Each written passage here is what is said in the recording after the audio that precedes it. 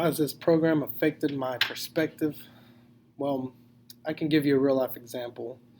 As early as this year, I taught 6th and 7th grade last year. So the students I have this year, I also saw last year. A couple of my teachers, and I didn't have this particular student last year, but a couple of the teachers um, had this student, and they would talk to me about this student because they knew he was an athlete, and they would just keep telling me, "This kid's really smart. He's just lazy. He's lazy in the classroom."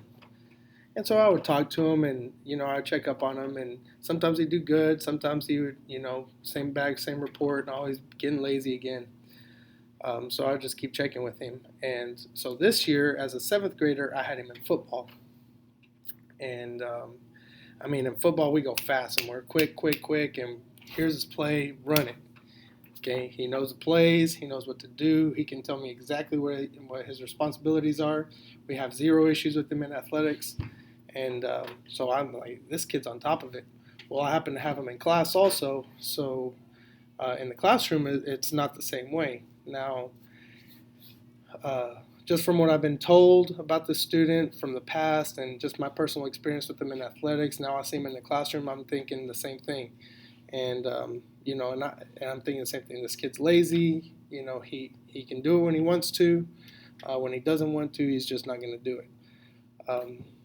Well, and I had a run-in with the parent as well because I wasn't following his accommodations the way you're supposed to. He had shortened assignments, and I would give him the whole assignment just to kind of, and I wouldn't grade all of it, but I would give him the whole assignment just to kind of, in my way, say, kind of break him of his laziness and make sure you're going to do everything just like everybody else, and we'll take it from there. So I had my run-in with the parent, and then comes this program along and puts me through some of these simulations, and I'm thinking to myself, man, I'm not dumb. Like I know what I'm doing. Like I'm a pretty smart guy. I like to think I'm pretty clever and I can figure things out, and I could just see certain things that I was good at and certain things that I was not good at. And the things that I wasn't good at, I was like, well, okay, so this is how this student might or might not learn. And me, just personally, I've been, just the way I was taught, from when I was little, back in the day, old school ways, if you think about it that way, just the way I was taught is the way I teach, and it's the way I know how. So to me, as a teacher, looking at it, hey, these students should learn. They're going to learn it this way because this is the way it needs to be learned. Well, going through those simulations allowed me to realize, hey, different students learn in different ways. And I knew that. I knew different students, but never really went through it myself until I went through some of these simulations.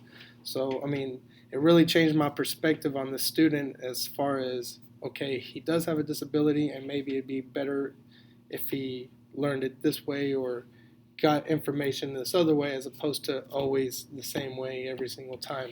So it kind of opened my eyes to see that these students, yeah, they might seem like they're lazy, and sometimes they might be. Who isn't? Sometimes adults, teachers get lazy at points. But that's just human nature. But yeah, maybe they might seem lazy or whatever, but there is definitely different styles of learning, and I really opened my eyes to that, and I really think the student has benefited from just my personal experience with this program.